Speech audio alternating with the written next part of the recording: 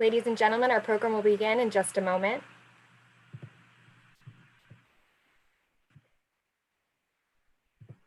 Good day, ladies and gentlemen. Our program will begin in just a moment. Welcome to Advocacy Anywhere, powered by AJC. Advocacy Anywhere is AJC's digital platform that enables you to engage with AJC's global expertise, content, and advocacy from wherever you are. Today's program is brought to you in partnership with Jewish Insider. You can sign up for Jewish Insider's daily kickoff by visiting jewishinsider.com. In September, members of the national legislatures of the United States, Australia, Canada, Israel, and the UK came together across party lines to launch the Inter-Parliamentary Task Force to Combat Online Anti-Semitism. We are delighted to be joined by the founding members of this newly created task force, Representatives Debbie Wasserman Schultz and Mario Diaz-Balart, for a bipartisan discussion on the importance of combating online anti-Semitism on a global scale. Moderating today's conversation is AJC's Deputy Director of Policy and Diplomatic Affairs, Julie Raymond. After we hear from our panel, we will take your questions. You may email your question to questions@ajc.org, questions is plural, or use the Q&A chat feature in Zoom. Julie, you and our guests have the floor. Thank you, Jillian, and thank you to Representatives Wasserman Schultz and Diaz-Balart for joining us today to talk about this new task force. Before we begin, I want to thank both of you for being such tremendous partners and friends to AJC in Florida and on Capitol Hill for so many years. Congressman Diaz-Balart, you traveled with AJC's Project Interchange to Israel in the mid-90s. Congressman Wasserman Schultz, we work with you closely on the Black Jewish Caucus and with both of you as leaders of the Jewish Latino Caucus. We hope to be able to work with you just as much on this interparliamentary task force to combat online anti-Semitism, and with other good friends, Ted Deutsch and Chris Smith, who are also a part of it. Congressman, Congresswoman, thank you so much for all you do with AJC, for AJC, and for being with us today. Thank you. Thanks so much. Good to see you, Debbie. You're on mute. You're on mute, I think. Can't hear you.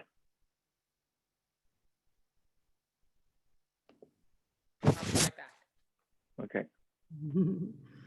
Perfect. So we have a big conversation today because we want to talk both about the Inter-Parliamentary Task Force, but also about the issue of online anti-Semitism, and also give time for audience questions.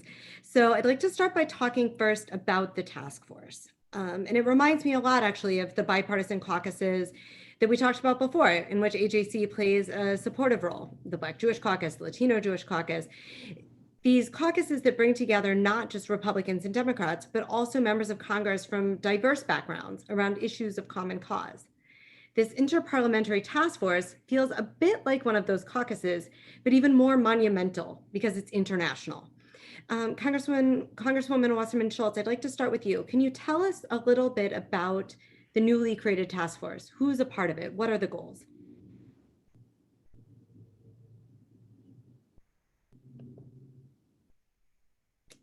Did we lose? We may have temporarily lost her. I think we may have lost her. Yeah.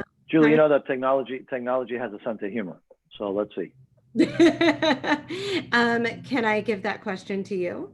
Yeah, I mean, first let me thank the AJC, not only just for putting this together, but really more than that for what you do day in and day out, and it has an effect, and it works. And so thank you, thank all of you, and Julie, but all of you for your leadership, for your commitment, for your steadfast work on issues that are so important, so incredibly important.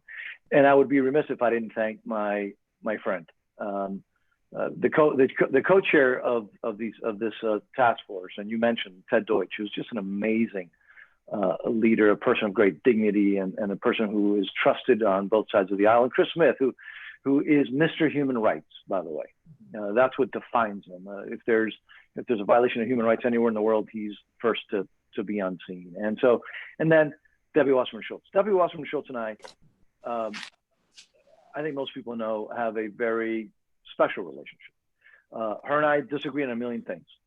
But not only is she somebody that I admire and that I respect, and I hate being on the other side of the issues with her because she's formidable, but I trust her. but I trust her. So where we have disagreements, and we actually will get together and figure out a way how we can work together. And that's what I think is lacking, by the way, in our public discourse these days. So Debbie and I can have huge disagreements. I think she's probably a little bit more liberal than I am, right, Deb? But I think one of the reasons that we do have this relationship and we can solve things together is because of trust. Because regardless of where our disagreements may be, here's what I know about her, just like I know about my other three colleagues. I know what drives them. So we might have disagreements how to get there, but I know what drives them. I don't have this weird feeling that they've got strange agendas. No, Debbie is a freedom fighter. She fights for the freedom of folks who are enslaved around the world, and obviously her support for the cause of Israel, for a strong Israel, for the Israel-U.S. relationship has no bounds. So it's a privilege to work with these colleagues. We know that in Europe, by the way, we've seen an increase of anti-Semitism, and it's not only just by certain individuals, but it's almost like a accepted, institutionalized anti-Semitism. So it's important that we get folks from around the world, including Europe and other places, who understand how grotesque and how dangerous anti-Semitism is. And then we try to figure out ways that, like I mentioned, Debbie and Ted and Chris Smith, how we work together, that we can work together with them to fight anti-Semitism everywhere. And now this relatively new medium, right, which has changed the world, which is internet, et cetera, virtual, is an area where we've seen an increase of anti-Semitism. And that's an area that we just can't let go, that we can't let those who aspire hatred to take it over. And so that's why I'm thrilled to be part of this team with people that I have great respect and admiration for, and who fight for the same issues that I fight with, even though sometimes we disagree on how to get there. That's a great place to start. Congresswoman, while you were rejoining, we were talking generally about sort of this task force and what its goals are, what it's meant to do, and who's a part of it. And Congressman Diaz-Balart gave a great explanation. And so I want to follow up on that and ask you, Congresswoman Wasserman-Schultz, talking about the issue of polarization and the need to come together. Is it easier to work with the other side when you're dealing with people from abroad as well, when the political spectrum is wider and different and not red and blue?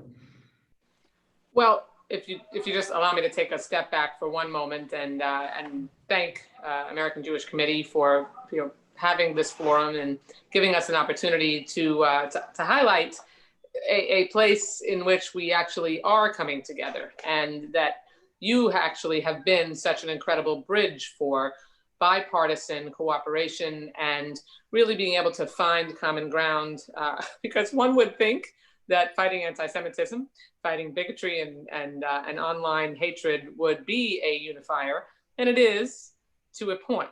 And I also just want to point out that my first trip to Israel was also with American Jewish Committee in the mid-90s when I was 25 years old.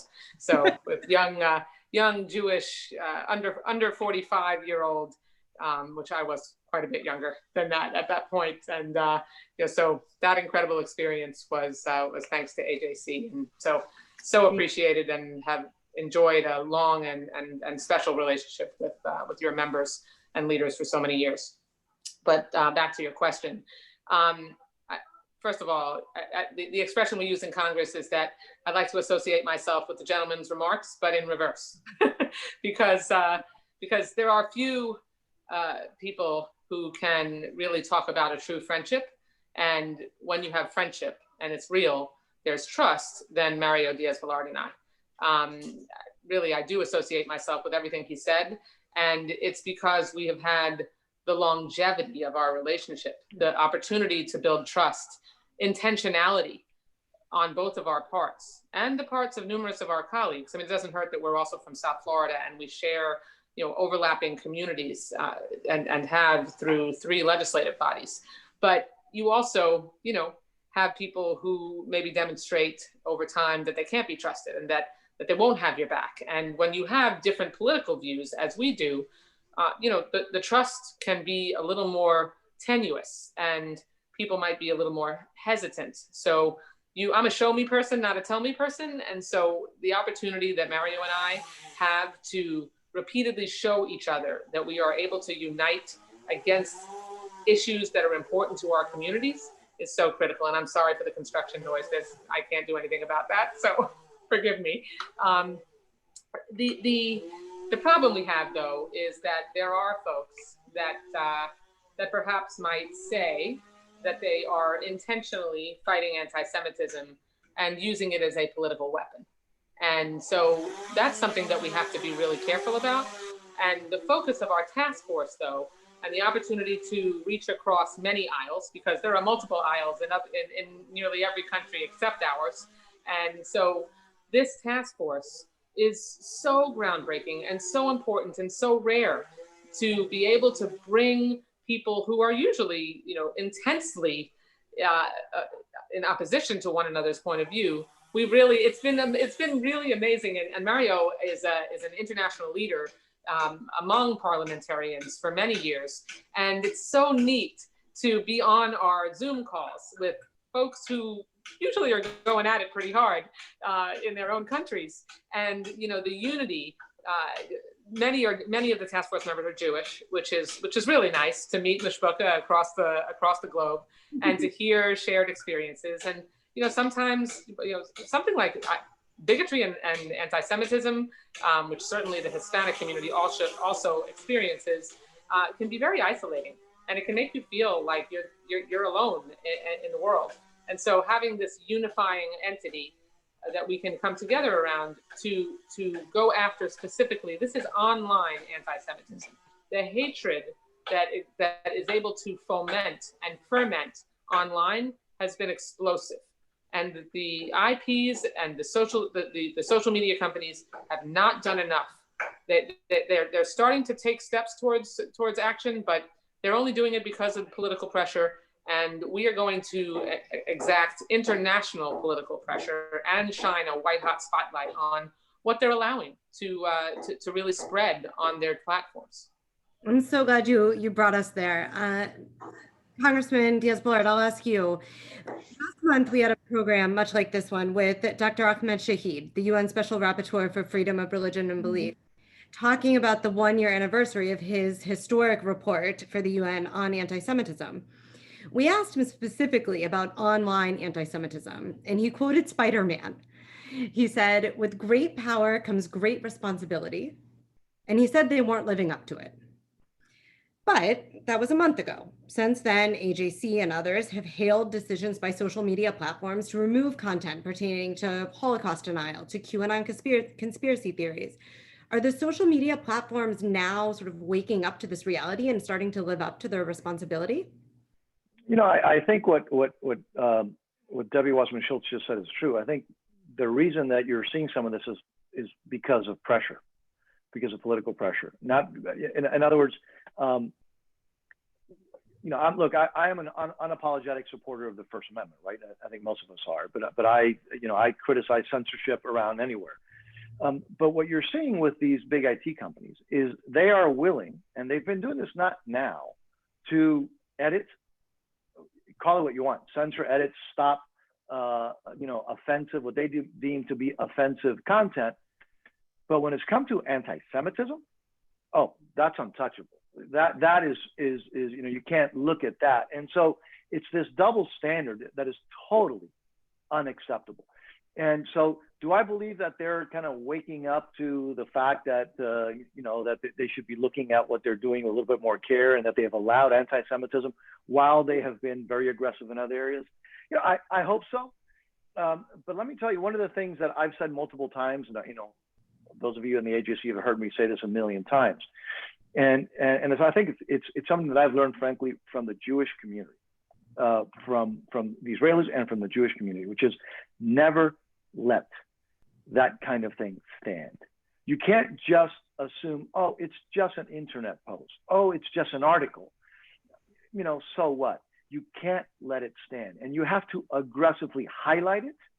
And you have to, with facts, show how wrong, how hateful, and how dangerous it is. And so I see and by the way, it's not only internet, but you also see some online on even newspapers. There was a recent incident right locally here, which I think you kind of alluded to. And by the way, credit to where credit is due. Once the newspaper saw it, was alerted to it, they took it down and they apologized, which is great. Because, and I don't blame the newspaper. In other words, but there has to be a lot more sensitivity to how dangerous, how hurtful, but dangerous anti-Semitism is.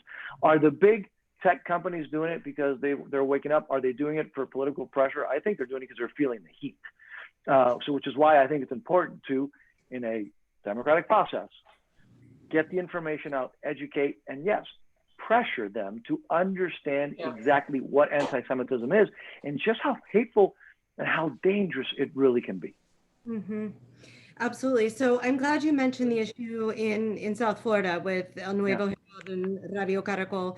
For our viewers, can I ask either one of you actually to sort of explain what happened there in terms of the anti-Semitic content, and then also how did that affect your constituents? Is Congressman Diaz-Balart, was there a specific effect on your Latino constituents? W. Wasserman Schultz, can you talk about the Jewish community in that response? For everyone around the country, they may not know about this, but in South Florida, it was huge. Sorry, I lost you for a second, so I missed the first part of your question. We were talking about the incident with El Nuevo Herald and Radio Caracol. And oh, yeah. Exactly. Absolutely. Let me, I want to just give a more expansive answer in answering that, because what Mario just said is so important to underscore with facts rather than both of us who just spoke more in generalities. I want to just give you an idea. I mean, great. Facebook and Twitter took some steps to ban posts that promote QAnon conspiracy theories and deny or distort the history of the Holocaust. That's an important step. We can acknowledge that. But it took years to get them to that point. So that's number one, where, other types of bigotry have been, there's been a lot more outrage, as he mentioned. And the amount of anti-Semitic content that is posted far exceeds what they take down. So the takedown policies and the effort that it requires for takedown is really, this is the stuff that cries out for some kind of regulation. Just to give you an idea of the damage that QAnon has already done, and it'll be similar to the insert that we had in the Miami Herald, which was there for 9 months. 9 months that insert went essentially undetected. And so the damage that's done, even once you stop it, is impactful. So a poll that was just completed gave us an idea about the impact that QAnon's hatred has had, spread of hatred. A third of Americans say they believe that QAnon is at least probably true, the things they say and why they exist, and that there's at least soft support of them. And then the same hate that's being spread on their platforms has an impact in other ways. For example, the Ayatollah Khomeini still has a Facebook page. I mean, they have not taken down his Facebook page, and he is an ardent Holocaust denier. So the hate spreads, rampantly. Just to expand on that, based on your local question, the Caracol, the hatred that has been allowed on the radio, essentially paid advertising, because that's how much of their content is distributed, on top of an insert that had vile, hateful, anti-Semitic, and completely untrue information in El Nuevo Herald for 9 months. I mean, where were the checks in the mainstream publication? Now, look, I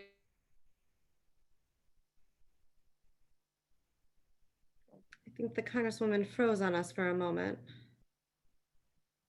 While she comes back, it's interesting because I just learned something. I didn't realize that it had been there for 9 months, which really says a lot, right? And so, which is why, again, you cannot let things sit out there without challenging. And Debbie, I'm sorry, you kind of got frozen there, but you were making, I think, a really, really important point. So thank you. If you can continue. No. I've made my point. We just, Yeah. it's this kind of thing that cries out for some regulation because they go unchecked. Yeah, and Debbie, I don't know if you heard me because that's when your image was frozen. I didn't know. I just learned from you right now that it had been there for 9 months. Yeah. Which is frankly, I mean, I'm really shocked and taken back. And so, the other thing about these internet companies, whatever you want to call them, big tech, is that, and again, I want to go back to what I said before. It's the double standard, all right? Because a lot of us thought originally that these were just kind of platforms when anybody could post anything. It was like like a platform that you could post anything. Right. The reality is that that's not the case. At least it isn't now, right? And not it hasn't anymore. been, as Debbie said, right. And it's not like now, it's for years. Now it's, they editorialize, they block certain things, they block other things, and they don't block certain things. So, and it's subjective. Yes, exactly. It's subjective. So if you are now going to be, because if this was an open platform, remember the First Amendment protects vulgar, disgusting speech, right? Right. But when you are now, and it's an individual or a company, I don't know how they do this, right? And they do it behind closed doors. Mm-hmm. When they make decisions. No transparency. Correct. And then they make decisions to block certain things and then not others. I mean, when Debbie mentions, the Ayatollah Khomeini, I mean, I think you're being kind about your statement today, right? I mean, that's a person who is, it's the most dangerous terrorist regime in the planet, murderous regime in the planet, and yet his statements, his hateful, that's okay. And then they block other things, which, by the way, we may agree that are hateful or not. But this double standard, and the double standard when it comes to anti-Semitism, could not be clear. So I think we need to look at how they're treated. And I think you're going to see a lot of bipartisan support to dealing with what is known as Section 230, Yes. of making sure that. I'm so glad you brought that up.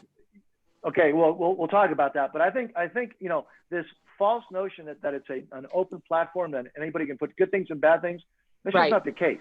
That's not the case. It's also. Go ahead, Deb. No, Sorry. I wanted to also add, they're also the only games in town for the most part. They are, That's right. I mean, monopolies or near monopolies. There's not an alternative platform from Twitter. There's not an alternative platform from Facebook, and that's why the Department of Justice is starting to really move it, and Google. I mean, these are platforms that, you don't have a lot of options if you don't agree with the way they manage their content. Right. And so that's the fine line where government intervention becomes important. Yeah. So let's talk a little bit about how Congress might address this, right? So we're talking about Section 30. For our viewers who may not be so familiar, victims of violent hate and terrorist activity have repeatedly tried to hold internet service providers liable for encouraging or facilitating violent acts that in their lawsuits inevitably fail, right? Because Section 30 is the piece of the law that protects these internet service providers from defamation liability for materials that are posted by a third party. Can the government, and I'm asking really both of you, I'd love to hear both of your perspectives because while you agree on so much, they might actually be different here. Can the government do a better job? Can they do the right job establishing these guardrails for social media companies that both allow for freedom of expression and protect the First Amendment rights, but also limit the propagation of this hateful speech? So, Deb, you want to start? Go ahead. Yeah, just because actually last week, the House Intelligence Committee did hear proposals to reform social media companies and the way they handle their content. And our colleague, Representative Peter Welch from Vermont, floated the idea. Now I really think we're in the idea stage and nowhere near consensus. But, it's an interesting idea that he had to create a new federal agency to oversee social media companies. I mean, just like, long before we were born, I mean, they eventually broke up AT&T as being a monopoly and that breakup itself. And I'm not saying we would go there, but I mean, look at the innovation and creativity that was fostered as a result of that decision. But, the need to curtail the rise and expansion of online conspiracy theories that are, these are like weapons. This is dangerous stuff. I mean, the percentage of Americans that believe that the Holocaust never happened is growing, and that is spread online. Another legislative proposal that was raised this week would adjust regulations. So for people watching that might not be so familiar, victims of violent hate or terrorist activity have repeatedly attempted to hold ISPs liable for encouraging or facilitating violent acts. And those, as you said, those lawsuits inevitably fail because Section 230 of the Communications Decency Act protects ISPs from defamation liability. That was put in the law originally years ago when, like Mario said, these were just platforms for access to information. And so this week, Tom Malinowski, a representative from New Jersey, and Anna Eshoo from California introduced the Protecting Americans from Dangerous Algorithms Act. And that would narrowly amend Section 230 and remove that liability immunity for a platform if its algorithm is used to imply or recommend such content. In other words, they actually, you can pay to make your content spread more quickly and widely. I mean, and look, we do that with ads on social media platforms, but so do the bad guys. So do the bad guys. So that's, to me, it makes sense to consider that, because we're no longer, as Mario said, we're no longer dealing with this this blank slate that people have an it's not like you're going up to a whiteboard and posting sticky notes up for anybody to sort of see equally. The algorithms that they use make it unequal. Yeah, and so it's interesting.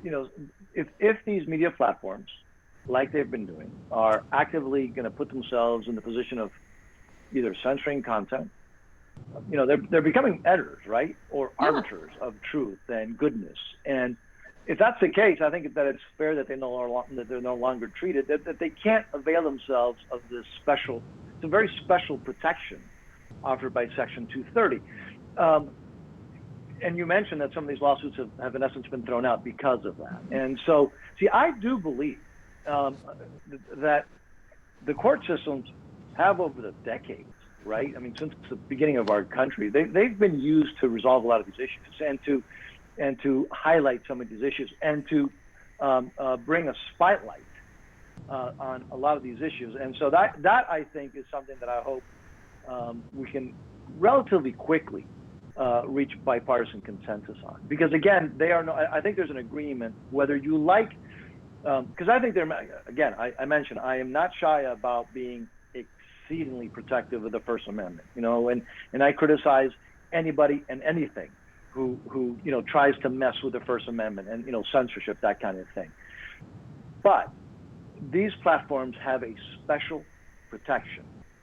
And that special protection is because, as Debbie said, and we've already said multiple times, that you're just a platform. They're not anymore. The other thing which I think would be very helpful, which is why I'm really excited about this group being created internationally, but also to deal with things here, is when we're dealing with such a big, important issue, which could have First Amendment implications and very, very strong implications, it is crucial that we do it in a bipartisan way. It Absolutely. is crucial that we do it not with politics in mind. It is crucial that we do it responsibly and seriously, because otherwise we're going to do a lot of harm to our effort of defeating anti-Semitism. And so I think the example that the co-chairs of this set, and again, we have huge disagreements, but we can roll up our sleeves, sit down, lower the volume, and say, okay, let's, and kind of like, sitting down and bash these things out and try to reach a resolution. It's crucial that that model is followed, because the last thing we want is for this issue to become a politicized issue, because then and again, that would be worse. That would be the disease worse than the remedy worse than the disease. And so I think that we can hopefully set not an example because, we're setting an example, but we can continue to expand folks who are willing to sit down, and we can kind of like talk to folks who are kind of going off the deep end and kind of doing the political thing, to explain to them in a bipartisan way, Republicans and Democrats, hey folks, no, not here, not on this issue, because it's too important. Absolutely. So as you both know, AJC is a global organization. We have more than a dozen offices around the globe, not including the 24 that we have in the continental United States. We talk with our offices overseas a lot about the First Amendment and how it hits up against efforts around the world to combat hate speech. Because in Europe and lots of places, hate speech is illegal. What's illegal offline is illegal online. And I wonder if you've had this conversation yet in the task force, knowing it's very new. I wouldn't be surprised if you haven't yet gotten there. No. If you started to think about, what you're up against in terms of the First Amendment. As you might imagine, we're very much. Go ahead, Debbie, please. I was just going to say, we're very much still in the organizing phase. So we're reaching out and getting more requests from parliamentarians in other countries to join us, where we have so much interest that we're going to probably have to break into a steering committee and and then a broader membership of the task force, which is a good more interest is a good problem to have. But how we manage the hearings that we plan and the input that we are going to seek and how we process that information is it's going to be an important decision so that we can manage the platform that we have and make sure that across the globe, with our differing information policies and requirements, that we're able to really kind of have some unifying principles that we can then apply to each country that we can jump off from. Yeah, and so like Debbie said, we're new, and so I haven't had these conversations on First Amendment, the differences. But as Debbie said, I've been dealing with international parliaments for frankly, over a decade. I chaired for many years the Transatlantic Legislative Dialogue, which was members of the House would meet regularly with members of Parliament, of the European Parliament. And this issue comes up all the time in those conversations, because as you well know, and you mentioned that, Julie, Europeans, they don't understand how, people can say certain things in the United States, right? Because they say, well, that's illegal. You can't say those things. Well, no, we have a tradition here, the First Amendment, and it's to me a sacred amendment, right? That First Amendment. And so we're going to have to deal with that. And again, I've had these conversations. I again fear being repetitive, but to me, the First Amendment is hugely important. I don't support censorship. I don't support censorship of any type. But as Debbie said, we can deal with all those differences, and maybe how you deal with these issues in Europe is different than obviously how we deal with them in the United States. But the goal is the same. The goal has to be the lack of acceptance of anti-Semitism and understanding how not only, because to me it's not just nasty and painful, which it is. It's dangerous. It's absolutely dangerous, because we've seen the results of anti-Semitism, unfortunately, just 70 years ago. Mario, wouldn't you say that regardless of the differences in our constitutional principles or the principal documents in other countries, it's the bad behavior of all of these platforms internationally that is very similar, if not identical. I mean, all of these nations, we're all dealing with this challenge. Some have an easier time dealing with it than others because, our First Amendment is so rightly stringent in terms of allowing speech. But what we have to figure out, what is the online version of prohibiting you from shouting fire in a crowded theater? Yes. That's really, because we have that limitation, in our First Amendment here. And, as someone whose children have experienced online anti-Semitism, very overt, very scary, it's where at a certain point, security was required when there was that kind of concern. At what point does that kind of content not be cross the line and get taken down and prohibited? So it's a universal problem, and we are going to try to use this task force to come together and find unifying ways of holding the social media and ISPs accountable. Thank you so much for sharing that. I want to ask one more question before we open it up to the audience. When we're talking about, QAnon, conspiracy theories, things like this, it's easy to sort of imagine the bad guys as people in their mother's basement putting out content that we would laugh at, but unfortunately far too many people don't laugh at and they take seriously. But the reality is that those aren't the only bad actors, right? We just saw in the last few days reports by the FBI and the Director of National Intelligence that foreign actors, Russia, Iran, are pushing disinformation about our election. Knowing that anti-Semitic content is this low-hanging fruit of anyone who would want to sow disinformation, would you anticipate a congressional response or even maybe a task force response? And is that more complicated because you're dealing with state actors? Congressman Diaz-Balart, I'll start with you with that. Yeah, no, again, and I I'll say it again, that it's you can't let things like that stand. You can't just pretend. And you're absolutely right. You hear some of those folks out there and you're like, oh, they're crazy, and so nobody's going to pay attention. But they do. If you don't clarify it, they will. And secondly, when you have state actors, and you just mentioned a couple, and you see that. But by the way, not only do you have state actors, you have also folks that have the legitimacy of being, for example, in a university. And we see that a lot in Europe, by the way, this institutionalized anti-Semitism. And you see it here as well. And so, no, I do think Congress has a responsibility. Part of that responsibility as elected representatives is to roundly, just aggressively condemn anti-Semitism in every way, in every opportunity possible, and aggressively so, and not be timid about that, right? And that's whether it's on the internet, whether it's a newspaper, we just talked about that at length, whether it's, some university posting, whether it's, we have to do it everywhere, whether it's on the street or in the parliament, right? We have to do that. And so I think organizations like this task force, which aim to take a more coordinated and frankly a global approach, attack against anti-Semitism, are a great step forward.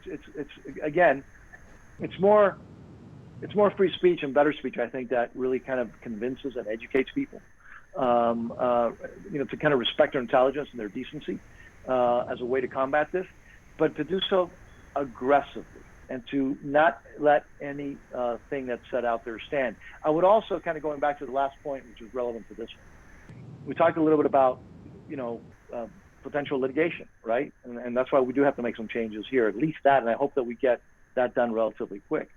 Sometimes just the threat of litigation is all you need to get people to kind of like think twice and not be grotesquely irresponsible. And so, no, I think we have a responsibility, and that's why I'm so thrilled that this task force is being created. We have friends around the globe which have been feeling, frankly, Debbie, I don't know if you agree with this or not, but I think they've been feeling, you mentioned this, really alone. And so they're now thinking, oh my gosh, there are groups of other parliamentarians out there that feel the same way that I do. Right. So I think we're going to have a really, really good response. We really have just the opportunity to talk with one another. We have parliamentarians from the UK, from Canada, from Australia, from New Zealand, from the United States. I mean, it's countries in Europe. It's really been amazing. But to be a little more granular on the answer to your question, Julie, is there are state actors that are fomenting this hatred, that are spreading disinformation. I just did a webinar with a number of experts so that we can help people, regular people, just in their daily life, identify on what does this disinformation look like? I mean, I'll just give you an example of my mom. So my mom, she has a health challenge, so she's been mostly at home, but she's on Facebook a lot anyway. And so sometimes I'll see my mom post something and I'll look at the headline and wonder, okay, why would she post that? And then I look at the source because, I am trained and, to make sure that, we're looking at credible sources and posting and sharing credible information. And, it's a source I've never heard of. Julie, you're shaking your head like you've done it with your mom too. And, I've had to text my mom or call her up and say, Mom, let me tell you, that's not a legitimate news source. You just need to be careful about what you're posting and what you're sharing. And that's the type of information. And I would commend you to my Facebook page because we've saved that webinar, that just so that we can make sure we teach people how to be careful about what they're sharing, what they're commenting on, what they're treating as credible news sources. And we need resources to do that. As an appropriator, I can tell you that we need to be investing in strengthening the backbone and the internet, the technological security that we have in this country, because these foreign illegitimate actors, state actors, are coming after us all the time, as we saw with the effort by Iran and Russia just this week to hack into voter registration systems. And they are already sharing content and creating content to sow the seeds of disinformation. So I know I promised to go to audience questions, but since we have two appropriators, one from each side of the aisle, Congressman Diaz-Balart, would you agree with me to invest, to create? Yeah, no, I think so. No, I think so. I don't think we can be shy, and we can be timid, so absolutely. Look, Debbie and I work. That's an area, by the way, where her and I get together, and we do a heck of a lot together. And have succeeded in ways that people kind of like would be amazed as far as, bringing funds and funding specific things that we think are crucial. And so we'll continue to do that.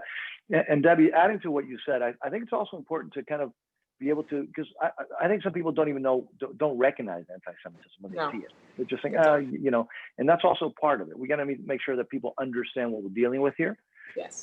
This is not somebody who says, "Oh, I don't like that person." No, it's a lot deeper than that, and it's organized. And as Debbie says, you have state actors that are very aggressive using the net, but whose record is very clear, of their anti-Semitism, their hatred, and so we got to make sure that people understand that and kind of almost define that as much as we possibly can. I want to also just add. I mean, we are focused on anti-Semitism in this conversation, but hate, if we allow hate against one group, then it makes it so that hate is okay against all groups. And so the more, anti-Semitism is really the most, the oldest form of hatred. And it's like a tree where branches grow off of that initial hatred. And so we need to be unified in combating all forms of hatred and the spread of it online. Yeah, and that's why and I don't know if we're going to have time to talk about that, but there's legislation out there and others that have supported. So there are things that can be done to in essence under current law, and I think some of those things could be strengthened even more because when that anti-Semitism or that hatred then goes that next step. We can also be and need to be exceedingly aggressive about making sure that hatred and violence is just something that is not permissive and that folks suffer the full consequences of the law. Here. Jillian, I didn't leave you much time. I'm sorry. Do we have audience questions? Thank you, Julie. We do. The first question comes from Daniel Green in Miami, who says, this interparliamentary task force on combating online anti-Semitism is such a positive step. What are some other ways Congress has worked or can work across the Atlantic and across the globe on common issues? A perfect example is the No Hate Act, because across the Latino Jewish caucus and the Black Jewish caucus, I know I released statements in support of the No Hate Act. What it's going to do is allow for improved reporting through law enforcement training, for reporting hotlines and promoting educational forums on hate crimes, because we have to root this stuff out. You have to make sure that there is a way to expose how much hatred is being fomented, and some of it is very much old school, where spraying swastikas and literally burning things on lawns and nooses and various types of old school hate.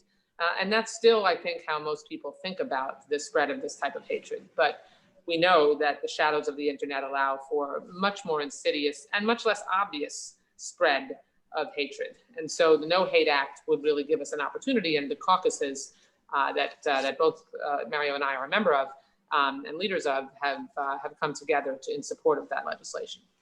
Yeah, and I think that the relationships that in life, and clearly in politics, relationships and trust is hugely important, right? And so the relationships that we have with parliamentarians around the planet, I think is so important and so I think there are a lot of things that we can do, not only across party lines, which I think you're seeing today, right? But just with this creation and other things that the AJC has been instrumental on making sure that this bipartisanship remains. But we can do that across state lines or across country lines. And so those relationships, and by the way, interesting that, AJC is not only domestic, but it's international. So Debbie, one of the things that we need to make sure is that we kind of tap into that as much as possible and ask for your help with building those relationships, getting folks together so that we can expand this. You're absolutely right. Look, anti-Semitism was there way before the internet, obviously. It's one of the oldest forms. The internet has now allowed for it to kind of spread. And in many cases, as Debbie was talking about a little while ago, kind of have this like aura of truth because it's on the internet. I just read it. It's got to be true, right? And so I think this is something that was way long overdue, and I'm excited that we're doing this. And again, protecting the First Amendment. I don't believe in censorship. I don't think, because when somebody decides that we're going to edit, that's a person deciding that, right? And so we got to be really careful with that. But using current law, and also just by making sure that people understand what anti-Semitic, what this means and what this is and how hateful and damaging it is, and speaking to our colleagues around the planet, I'm hoping that we can make an impact. I really am. Thank you. The next question comes from Helene Bauman in Cincinnati, who asks, is there a role for Congress and social media companies in not only tamping down online anti-Semitism, but raising awareness through education or other means? And if so, what might this look like, and what steps would both of you want to see? Oh, there's no question there's a role, and that's why we have created this interparliamentary task force against online anti-Semitism.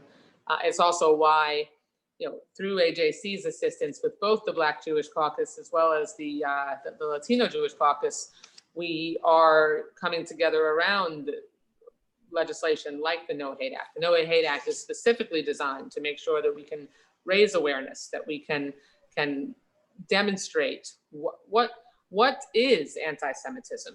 What are these forms of hate and bigotry that aren't necessarily, as Mario said, they're not necessarily plain as day, like you would see a swastika spray painted on the side of a synagogue, or right. A noose hanging on a tree unexpectedly.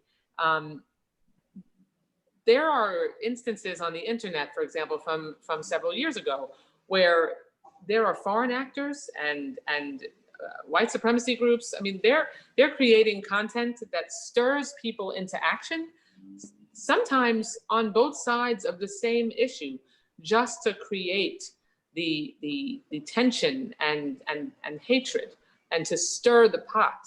I'll share my own family's experience. One of my daughters, she had photos of her on Twitter altered with cartoon pictures of Zyklon gas cans put on her hands in her photos, altering her body parts,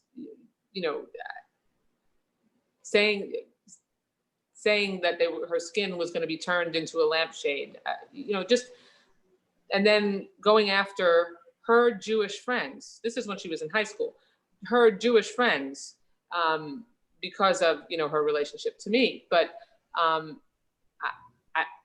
the only thing that could be done was, we appealed to Twitter. They took down the account. Then the next account just gets created, and they did the same thing again. We have to be able to go further than that. I mean, yeah, that's going after a minor. And some, like Mario said, some of that, if you can catch the person, is already covered by existing law. But the Section 230 has an outdated protection from when these platforms were originally created, that they look almost nothing like now. Yeah, and I agree, and it's interesting because obviously there are always going to be gray areas, right? But so we do have hate crimes, which can lead to greater penalties under certain crimes, and I think that's good, right? And it's also a way to preserve free speech while punishing the crimes stemming from hate. But add then the possibility of conspiracy, which is interesting, which requires, again, only coordinated action, right? And a step towards the commission of a crime. Then there are also a few good avenues that we can also build on, again, on fighting anti-Semitism and crimes motivated by hate. Add to that then what we've already spent a little time talking about, which is either the potential for litigation, which does not exist right now. So I think there are a lot of things that we can do, but to the question, education is key. Understanding what anti-Semitism is, not letting it stand. So to the particular question, you better believe it. That is key. That is essential. That is something that I believe in deeply. We can't just pretend or think that people recognize it when they see it. Some things are obvious, but as Debbie said, some are a lot more subtle, equally, or sometimes even more effective in their hatred, right? And so education is a very, very key component of that. Jillian, before you go to a question, I want to just offer to these members of Congress, actually, a possible solution or tool. We've been talking to Facebook and some of the other tech companies about using the International Holocaust Remembrance Alliance working definition of anti-Semitism to help them identify these sort of trickier facets of anti-Semitism, because it's not just the swastikas, the lampshade illusions, which is awful, but also sort of the tricky things like where's the line between anti-Semitism and anti-Zionism? Right. Is it fair to hold Jews accountable for policies of the State of Israel, et cetera? Yeah. We'd love to be able to talk to both of you and try to see if that working definition can be a tool for Congress and for this particular task force more than it already is. And to Congressman Diaz-Balart's offer earlier, we would love to help identify parliamentarians from around the globe to be a part of this. It would be our great pleasure. Great, that would be really helpful. Really. Jillian, do we have time for one more? Thank you. We can take one more question to close us out here, and it comes from Michael Gold in Chicago. It says, you mentioned the No Hate Act. Are there other pieces of legislation or other action items that we can take to help the work of this task force? Can we ask our own representatives to join as well? I think that's. Oh, go ahead. I'm sorry. No, go ahead. You go ahead. No, please. Well, that's the one that we're now trying to coalesce around and trying to get done, and which I think is hopefully doable. As I mentioned before, I'm not Debbie. I don't know if there's a lot of other bills out there yet that are formulated. Not yet. Right. But that's the purpose of this is, and hopefully, by the way, because I don't want to be bashing our friends around the world, but I think there's a lot more sensitivity clearly in the U.S. Congress of anti-Semitism. There potentially is in other parts of the planet, and so hopefully not only can we get legislation here, but that we can get our colleagues around the globe to start. And by the way, that's why your offer of looking at the definition of anti-Semitism is something I'd like to see. It's really, really important, right? Because hopefully we can get our colleagues around the planet to kind of look at doing the same thing and looking at taking this seriously. One of the things that really upsets me, and it's done every day, and it's done by politicians, it's done by the media, it's done by everybody, is you just cavalierly throw out like, oh, that person's like Hitler. That person's like a Nazi. Yeah. Really? And so, I don't want to be repeating what we said about education, about not letting things stand, but hopefully not only can we coalesce on, and some of these things are going to be really controversial here domestically. Just dealing with 235 is going to be hugely controversial, right? And around the planet, hopefully we can get our colleagues around the planet to have the attitude of this is serious. We have to fight it. We can't let it stand. Through all the issues that we've already been talking about, education, potentially litigation, again, totally different world in Europe there.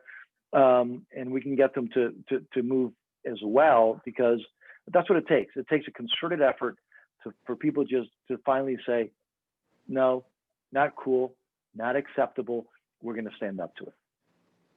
The task force itself actually is working with using the IRA working definition of against anti-Semitism and of anti-Semitism, and you certainly need to know what something is and have a universal definition that we can be working off of. At the same time, we also have education to do so that people who certainly are oppose anti-Semitism are not conflating the policies of a country with the actions, or painting with the same broad brush an entire people. So and that's always so complex for us as Jews. I mean, the first bill I passed as a member of Congress was the Jewish American Heritage Month resolution. We celebrate Jewish American Heritage Month, as you know, every May. And that came off of the celebration of 230 years of Jewish life in America, and the importance of helping people understand so that we can reduce anti-Semitism and promote understanding that we're a religion and a rich heritage and culture, and that those are separate things, and that we have had involvement in our country with the entire history of our country, all the way back to pre-Revolutionary War, and Jews fought in the Revolutionary War. And so, making sure that people know, who may not like the leader of the current or any future leader of the state of Israel or any other country, doesn't mean that all Israelis and all Jews are people to be disliked as a result of who the leader of a country is. And so that's makes the way people look at Jews and Jewishness is important to help people understand better. We are such a small part of the population worldwide, and so the more exposure people have to the Jewish faith and heritage and culture and our impact on the success of so many countries, the better off we'll be, and the easier that our job will be in fighting anti-Semitism. Absolutely. Yeah, and we also have to, because you're absolutely right that people will disagree with some of the policy that takes place in Israel, but that clearly, and again, and we're on the same page here. Debbie and I are on the same page here. That doesn't excuse, because a lot of times then anti-Semites will use the excuse of a disagreement with a policy to then do what they want to do, and they're hateful and anti-Semitic statements. Mm-hmm. And so it's separate, but you can't allow that to be an excuse for anti-Semitic hateful, anti-Semitic statements. And so I think it sounds a little bit more complicated than it is, because again, right, anti-Semitism, you know it when you see it. And we just have to be very aggressive about standing up against it. We're so grateful at AJC to have both of you aggressively standing up against anti-Semitism and hate, and so glad to be able to hopefully be a resource as this task force moves forward, and in all of the other things that you're doing in Congress on behalf of Jewish Americans and other vulnerable minorities. And we just really couldn't be more grateful to have you. So thank you. Thank you for AJC always being a place that we can come together to organize around the values that so many different people really share, and just giving us this opportunity and using the infrastructure of AJC as a an important jumping off point for so many different important issues. Yeah, absolutely. And again, to make sure that these issues, which transcend politics, parties, and in some cases, and in most cases, even country, to make sure that we are able to do it in a way that is responsible, serious, because these issues are too important to allow them to become politicized or to get just bogged down in you know, your day-to-day politics. So AJC, you guys do an amazing job. Thrilled to work with you for so many years. And I'm a little resentful that you mentioned how long ago it was that you took me to Israel, however.